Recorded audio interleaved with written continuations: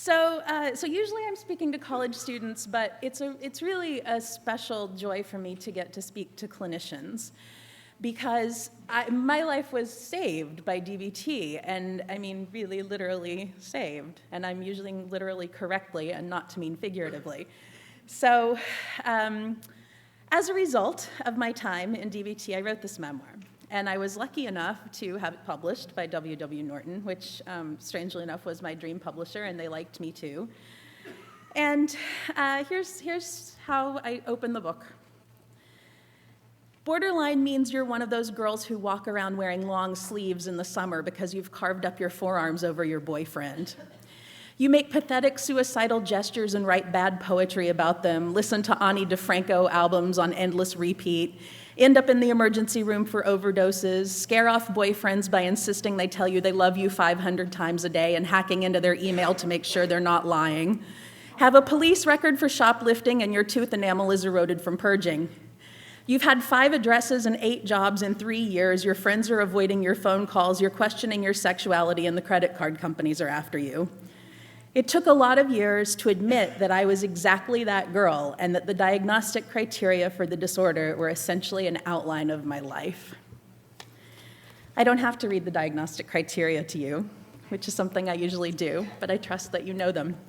So what I want to do instead is just talk about my journey from little kid in an invalidating environment to grown adult who's been working with these people you just saw for 3 years, and they continue to put up with me. So I was raised in a town called Prairie Grove, Arkansas, which is a town of 1,000 people where everybody's Southern Baptist. So you can see how that turned out. I did not meet anyone who was not white, Christian, and heterosexual until I was 17 years old. The first time I met a black person, an Asian person, or a Jewish person was when I went away, or a gay person, was when I went away to what I call Geek Camp, Arkansas Governor's School, in 1988, when I was 17 years old. And it changed my life because it was the first time that anybody ever validated me. That was the first time that I met other people who liked to do the things that I like to do. I was reading on a 10th grade level when I was 6 years old.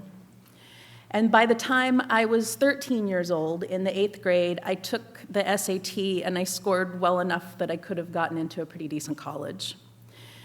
But instead, I had to stay in a town where I went to school with the same 75 people from kindergarten through 12th grade, and then inexplicably watch them get out and marry each other, which, I'll never understand how that works. It's like, didn't you see him, throw up on your desk when we were 7, and, you think he's hot? I don't know, what are you gonna do? So that was the story of my life. My school library, I found some pictures recently of my high school library, and only half the shelves had books. There were as many that were empty as filled. And so when you live in a place like Prairie Grove, and you're in 6th grade, and everybody else is just all they want in the world is to be a cheerleader, or to save other people's souls for Jesus, or both. To save souls via cheerleading. That was a thing. And you, on the other hand, are like, I really, really like William Faulkner. You're not popular. And I was the first person, it turned out to be, I was the first person on either side of my family to ever go to college. And because I wanted to go to college, and I lived in Prairie Grove, I spent my life hearing that I was a snob. And among the people who told me that I was a snob were my parents. And one of the things that I heard a lot from my parents as a kid was, if you would just try to not act as smart as you are, you would have more friends. I heard that a lot. I grew up hearing that. So not only was I going through this at home, when I started school, I pretty quickly started getting bullied. Because, I went to kindergarten, and the first question I asked on the first day was, so we're going to start reading chapter books now, right? And I remember, I will never forget what it felt like to sit there on that industrial flat carpet and have the teacher hand out little cards with fuzzy letters of the alphabet on them and hand them all out and say, we're going to learn the ABCs. And that was the first moment that I thought, oh, school is not going to turn out well. This is not where I need to be. And it wasn't long before I was getting bullied. And I got bullied by the same 75 kids from kindergarten through 12th grade. For example, one of the girls who would be one of my worst bullies throughout my entire childhood lived on a farm. And she knew that I was afraid of mice. I've since gotten over this, but I was really afraid of mice as a kid. And she would collect dead mice from the farm, of which I guess there are plenty, and she would bring them to school. And so most days I would be wondering when the dead mouse was going to come out. Would the dead mouse be in my lunch? Would the dead mouse be in my locker? Would she chase me around the playground holding the dead mouse by the tail? Who knew? Another thing that happened frequently was that the popular girls would walk by and throw notes at my head. And they would say, you're a snob. Well, they were alternately like, you're a snob and you're stupid, which I never quite figured out. But you're stupid, you're ugly, you're fat. The only boy who could ever like you is insert name of boy they also thought was stupid, ugly, and fat. And by the time I was in about 5th grade, my nickname, which followed me around for the rest of school, was Paranoid Mouse, because obviously mouse, you get that part. And paranoid was that they would all be talking about me, or I would try to walk up to them and they would run away from me, and I would cry, and I would say, why are you doing this to me? And they'd say, we're not doing anything to you, you're just paranoid. So the two biggest words that I grew up hearing my entire childhood were paranoid and snob. And when I first found out that I had BPD, which we're jumping ahead and then we'll go back because that's the way I do things. When I first found out that I had BPD, I felt like even though I felt like someone had been following me around taking notes, I felt like I didn't deserve the diagnosis because I hadn't been traumatized enough. And it took me a lot of years to realize that spending your entire childhood being severely bullied and chased with dead mice every single day actually counts as trauma. When I would come home and I would say to my parents, so-and-so called me this today, so-and-so chased me with a mouse, whatever, the answer I would get was, well, if you would just try to not let them know how smart you are, they would be your friends. And this sounds like standing up here now at Yale, that sounds just insane, and it's really wild to me that this is even happening, cognitive dissonance, but in a good way. And it's really still amazing to me to be standing in a room full of people who are not only not all white and all Baptist, or at least I hope not, but people who think that learning is a positive thing. So thanks for that, first of all. So I want to talk a little bit about what it looks like to leave behind that childhood when you have gone through that kind of trauma and then suddenly you're unleashed into the world. And I'll tell you about the person who told me that I had the right to be unleashed into the world. His name, I call him Philip Thornton in the book because he told me that was what he wanted his name to be. If you write a memoir and you don't want people to get mad at you, let them pick their names. It works like a charm. But his actual name was Steve Nichols, and I don't think he would mind me saying that, Dr. Nichols. And he was the first therapist who ever helped me when I was 16 years old, but he didn't diagnose me with BPD because he said he refused to make diagnoses in teenagers, but for the sake of the insurance company, he would call it an adjustment disorder. And I was like, well, that sounds pretty accurate. I'm pretty much having trouble adjusting to everything. So yeah, all right, I'll take that. But the way that I finally went into therapy when I was 16 years old, and the way that I finally got out of Arkansas, it's strangely enough, was that by the time I was 13, I had a pretty severe eating disorder. I was suffering from anorexia and bulimia by the time I was in junior high. Partly because I had a boyfriend who told me I was too fat, and partly because starving is not a good coping mechanism, but it's a coping mechanism. It will keep you, if all you're thinking about is how much you aren't eating and how much you wish you could be eating and what you would eat if you could eat and what you might throw up the next time you do eat, you have less time to think about how much everybody hates you and how much you hate yourself. So the eating disorder got worse and worse until finally one day my mother caught me sitting in my closet, and I'd been doing this for quite some time before she found me, sitting in my closet, naked, emaciated, with a Sharpie, writing all the insults that anybody had ever said to me all over my body. And this was the thing I would do. I would sit in my closet at night, and I would write words on myself, the worst ones on my face, backwards. And I would write ugly, fat, stupid, bad dog. I started calling myself a dog, and I started taking my food, my dinner, into the bedroom with me to have dinner in my bedroom so that I could get down on my hands and knees and lick it out of a bowl because I didn't think I deserved a fork. And nobody noticed. Nobody noticed in my family that I was doing this. But finally one day my mom walked into my bedroom and she saw me in my closet writing on myself, and she took me to see Steve Nichols. And Steve Nichols had gone to college, He'd actually gone and gotten a PhD, which I thought was the most sophisticated thing ever in the world, short of Woody Allen movies. I was watching a lot of Woody Allen movies, and I thought that a New York Jew was the absolute most sophisticated thing anybody could ever possibly be. And second to that was a psychologist with a PhD. And Steve Nichols started therapy with me by handing me a book and saying, "I heard you like books." And I said, I do like books. And he said, "This is the book that I want you to take with you. This is my gift to you." And it was Gift from the Sea by Anne Morrow Lindbergh. And I don't know if any of you have read it, but it's a beautiful little book about a woman who escapes and goes off on her own and does what she wants to do and becomes an adventurer and an explorer. And he said, "This is you. We just have to make you stop throwing up everything you eat so you can get there." And I was absolutely in love with him. I thought he was the most amazing person in the world. He became my escape.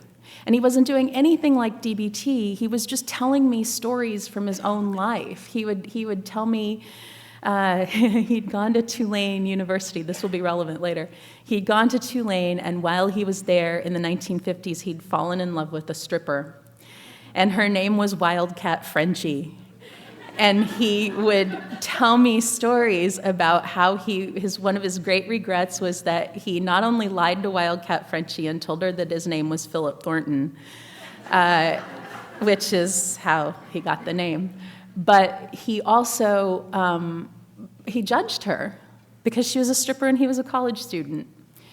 And he said to me, "No matter who you are and where you come from, we're all equal. And what this means for you is that you have an equal right to an education.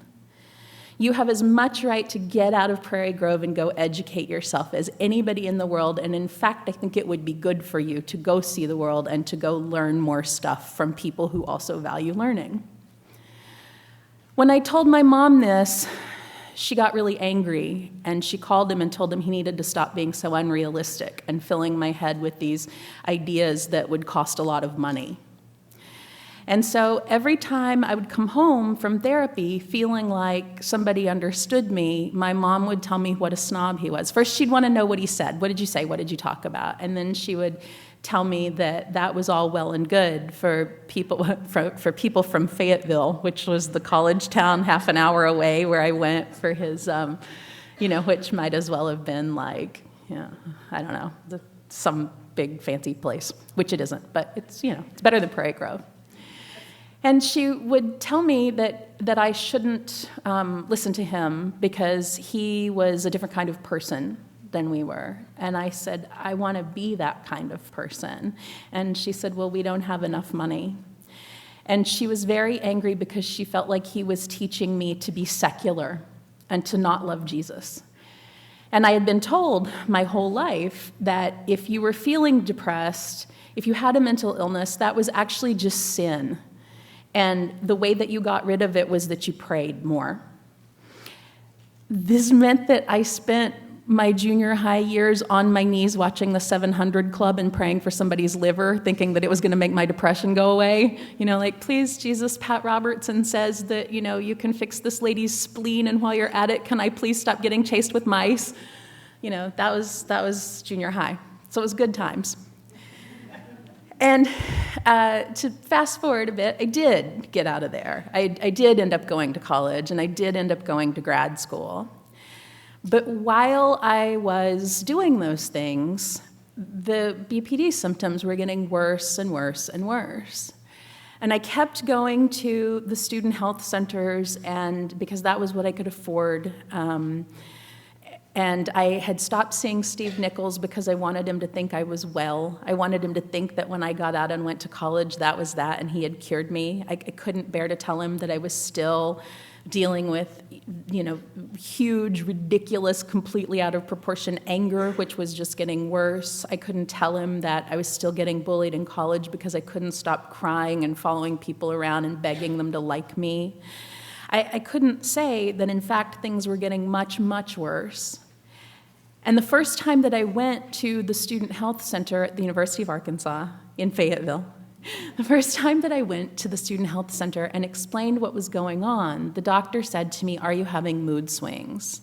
And I said, "Well, yeah, of course. You know, like 1 minute everything's great and the next minute everything's terrible, and I'm crying and I'm driving people away and that makes me angry and I punch walls, and yes, you could call that mood swings."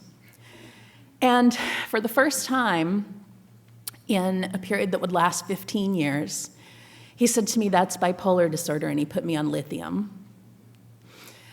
I gained 40 pounds in less than 4 weeks. I stopped going to class. I couldn't move. I couldn't get off the couch. I remember my roommate coming in one day and being like, "What's up with how you've just turned into a tofu on the couch all the time?" There was one night when I couldn't find my keys, and so I crawled around on the floor for 2 hours looking for them because I was so out of it I couldn't remember where I had looked. But I had a watch on, and I'd be crawling around, and I'd notice that another 15 minutes had passed, and I'd be like, "I still can't find my keys." So that was lithium. But I wasn't having mood swings, you know? Like, you don't have reactive BPD mood swings when you don't leave the couch. I mean, you can, but not like when you're out in the world. Ultimately, I realized that it was important to me to stay in school and to get my degree, and I just stopped taking lithium. Thus began 15 years of constantly being diagnosed as bipolar, and by any number of college health centers, and this was the late 80s, early 90s. I finished my undergraduate degree in 93 and my master's in 97. So throughout those years, I was constantly getting diagnosed as bipolar. I would start taking the meds. The meds would have bad side effects. I'd go off. I'd try to kill myself. I'd go back to the doctor, and I'd get more meds. Between the time that I was 19 and the time I was 35, I was on 29 different psych meds. None of them worked.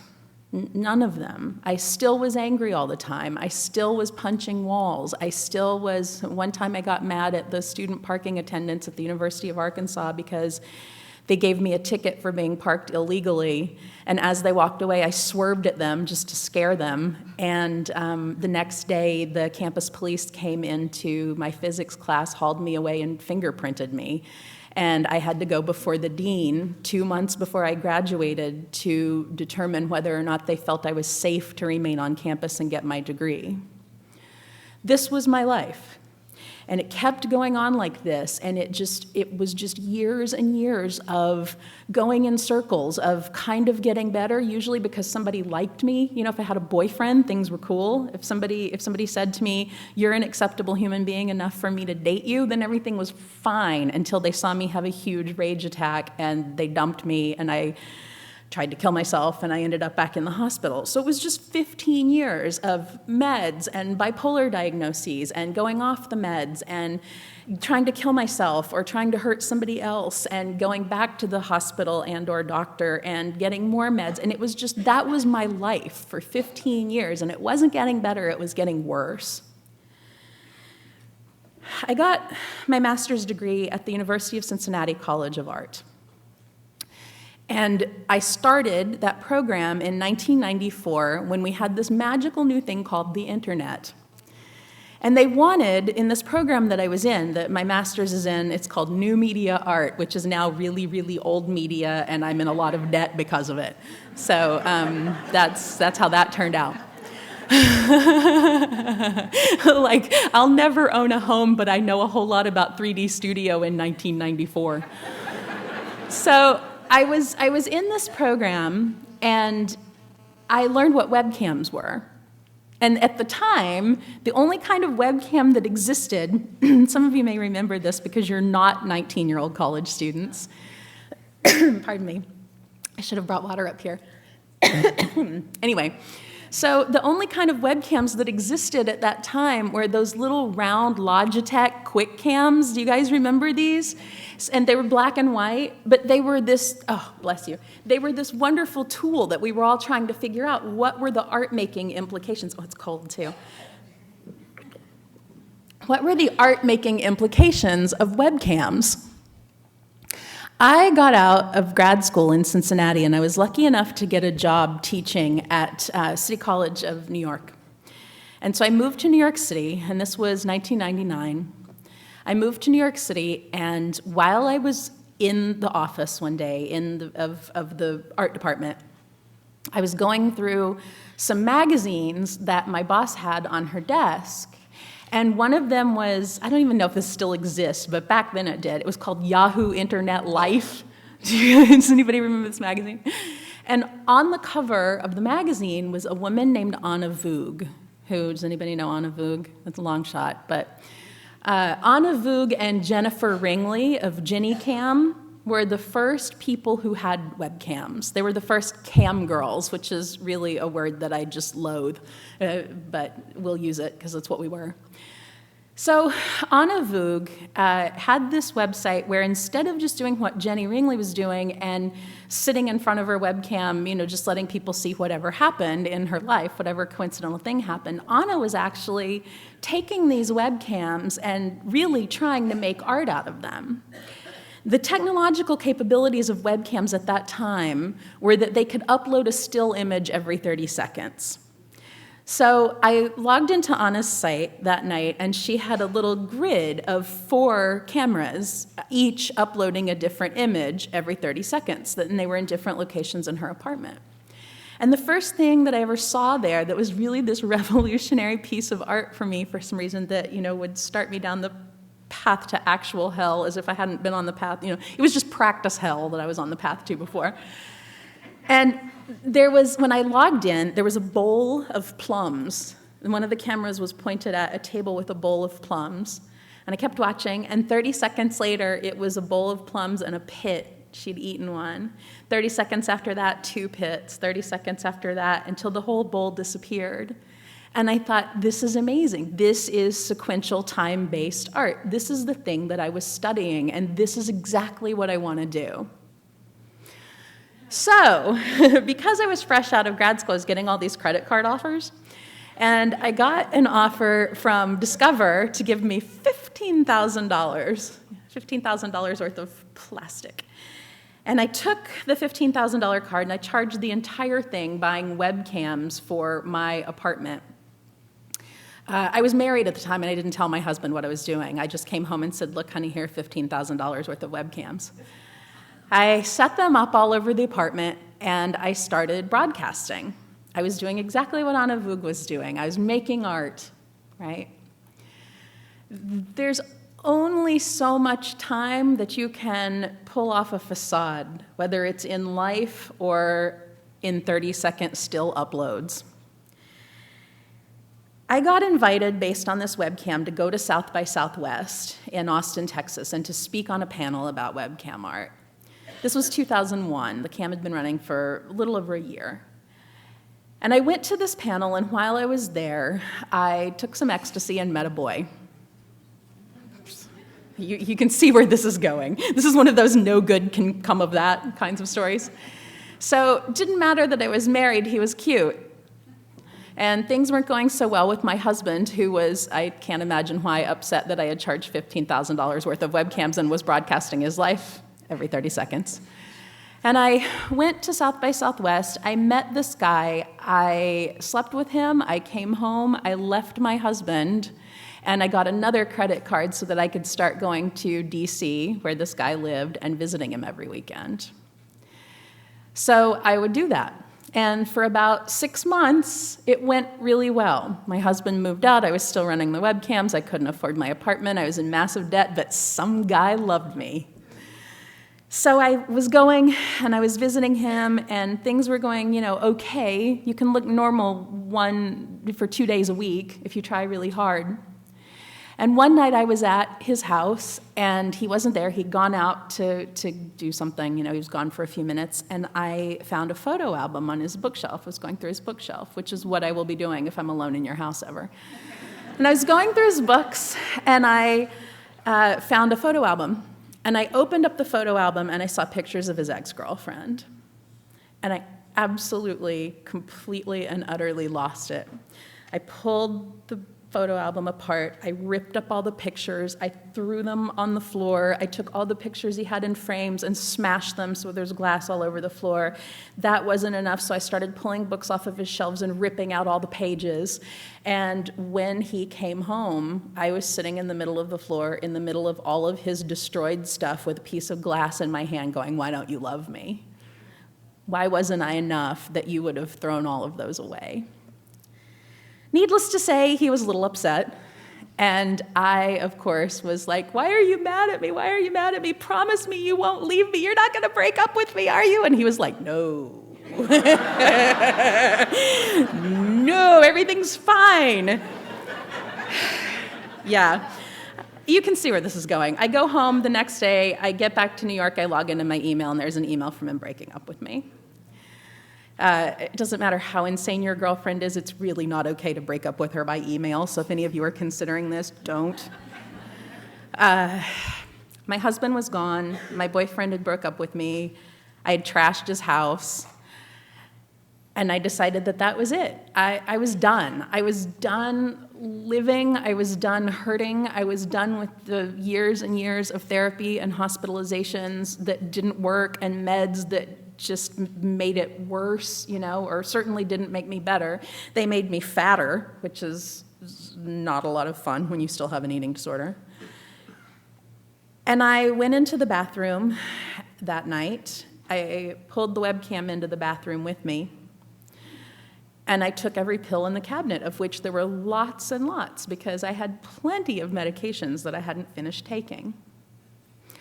My webcams, the last picture that they recorded was me with my head in the toilet and pills all over surrounding me.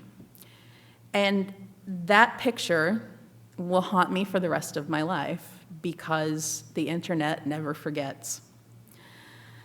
This is what I'm doing to try to combat that picture. This is what I'm doing to say fuck you to that picture, and to all the people who think that it's okay to torture someone and make fun of someone for trying to kill themselves. I ended up in the hospital. Someone who was watching the webcam saw me. Someone who was not my boyfriend, who also was watching. And someone in New York saw what was happening, and they called the paramedics, and they came and they carried me out. I spent 3 days in the ICU, unconscious.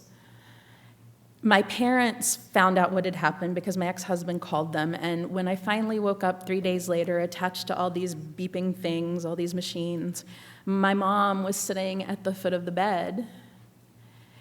And the first thing I thought when I woke up was not, "Oh my God, I tried to kill myself. Here I am in the hospital." It was, My parents spent so much money that they don't have to get here to be with me. Why would they do something so expensive for someone so undeserving?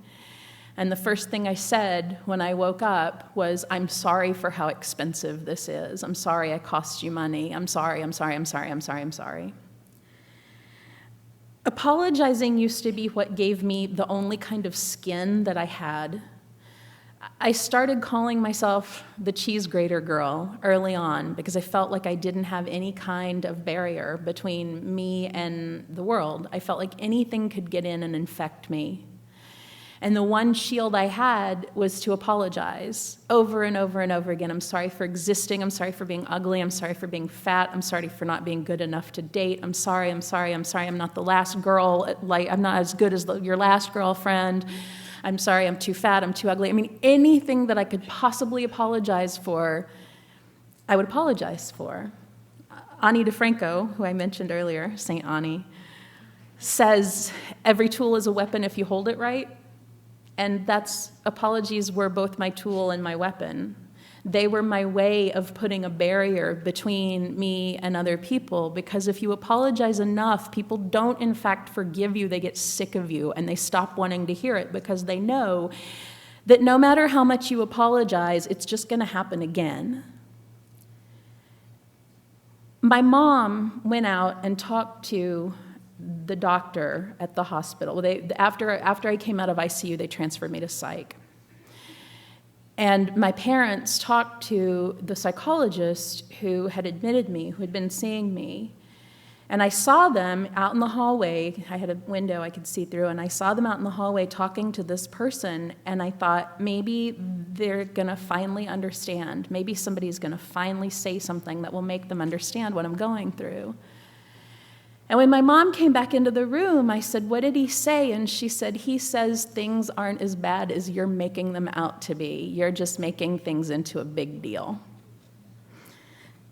I had tried to kill myself, and it wasn't enough to be viewed as a valid big deal. It was just, you're making things a big deal. Why don't you try to be less crazy? Why don't you try not to let people see how smart you are? Why don't you quit complaining? So I was in therapy at the time. I was always in therapy. I can't even begin to count how many therapists have fired me for being a suicide risk. I couldn't even begin to count. And the ones who didn't, I walked out on because they didn't care enough about me. I would walk out on them for saying that we had to end the session when I was obviously crying and hurting. I had absolutely no sense of boundaries whatsoever because I had spent my entire life begging somebody to see me and hear me and listen to me and validate me and just tell me that they loved me. And when I got out of therapy, or out of the hospital rather, I went back to my therapist, and she said what so many of them have said, which is, I can't see you anymore, you're too much of a liability. So those were the first words I heard after the hospitalization, in which I heard, things aren't really as bad as you think they are. You're just being dramatic. Dramatic, oh my God, if I had $1 for every time. But what that therapist did that was different was that after she said, I can't treat you anymore, she said, these are the people who can. And she handed me a card with the phone number of the DBT program at New York Presbyterian Hospital. And I said, what's this? And she said, this is treatment made especially for people who have borderline personality disorder. This is not bipolar disorder that I'm looking at. This is BPD. And she read me the diagnostic criteria, and I realized as she read them what this was, because I had seen it in the DSM, which I love to read for fun. And it's like a party game. Diagnose your friends. And I said, oh, I know that one. That's the one that's incurable. I don't want to have that one. And she said, no, it's not incurable anymore. So I went to DBT. And the day that I went to my first DBT appointment was 2005. I was 34 years old, and I was so exhausted that I stood outside New York Presbyterian Hospital, and I looked up at the facade, and I said, I'll give this 6 months, And if I still hurt this much in 6 months, I'll jump off a building. I don't care what I have to do. No more pills, no more of this. Whatever I have to do to die for sure, I'll do it, but I'll give it 6 months. And I ended up giving it 18 months. And I marked a passage in my book that explains a little bit about what it was like. So I'm talking about suicide attempts and dysregulation and so forth. DBT changed all that, at least for me, because of 2 things. The focus on the dialectic, or gray area between good and bad, and the strict adherence to the rules required. One of the things you hear over and over again in DBT is that as long as you haven't been hit by a piano, you're able to get yourself to therapy. Many times I've heard those in DBT say, I just couldn't get here, and therapists respond, no, you just didn't want to. DBT therapists love to talk about mood-dependent behavior and tell us frequently that we have the power to act opposite to those moods. At first, we fight. No, you don't understand. He broke up with me. She called me a bitch. I failed a test, a job, a relationship, a person. I was paralyzed. The DBT response, could you move your arms and legs? Yes, then you weren't paralyzed.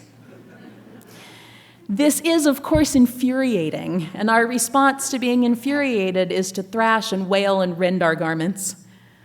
When we do this, our therapists sit quietly and wait for us to stop. And eventually, seeing that we're not getting a response, we stop. The ability to stop is nothing short of miraculous to us, and before long, we see that given a choice, feeling good is way preferable to feeling shitty. The outbursts get less frequent. We learn to calm ourselves down sometimes than most of the time. And even if we relapse and lose it completely, our therapists stick with us. Unless we hurt someone else or fail to show up, we can't get kicked out of treatment. My program at Payne Whitney had a very strict 3 strikes, you're out policy. And if you were more than 7 minutes late, that was a strike. 7 minutes and 30 seconds, and they wouldn't let you in the door, period. But as long as we showed up, of which we were, surprise of surprises, capable, our therapists wouldn't leave us. They would refuse to see us for 24 hours after a suicide attempt, teaching us that suicide attempts had consequences, but they would never refuse to see us simply for being difficult. They expected us to be difficult, and they didn't abandon us. That, for me, was the most astounding aspect of treatment and the one for which I am most profoundly grateful. So, get off the stage, shut up. I know, I can't order lunch in less than 10,000 words. I'm sorry, it's a little, yeah? We're out of time? Okay, then I was going to talk about something else, but I'm going to say this one last thing, because it's the thing that I always want to say to clinicians, and it's the one thing my DBT therapist did wrong, amidst all the things she did right. When I started to modify my body, to get tattooed, it was in order to build myself a skin. I have never, I'll be 43 years old tomorrow, and I have never thought anything about me was in any way beautiful except this, because now I have a barrier. And I can look at this and I can see the color, and I can know that that means that my skin is separate from the outside world and that it actually can't be gotten into. When I would come into DBT with a new tattoo, my therapist would always inevitably say, tell me again how this isn't self-injury. So if you're treating someone, if you're a DBT therapist and you're treating someone like me who feels the need to do something like this, what I want to finish by asking you is just to please be slow to pathologize difference. Because we have our own ways of coping outside of you, but we're using what you teach us. It's just that sometimes we interpret it in sort of interesting ways. So that said, I'll shut up. I'll let you ask me questions, and thank you. Thank you for letting me be here.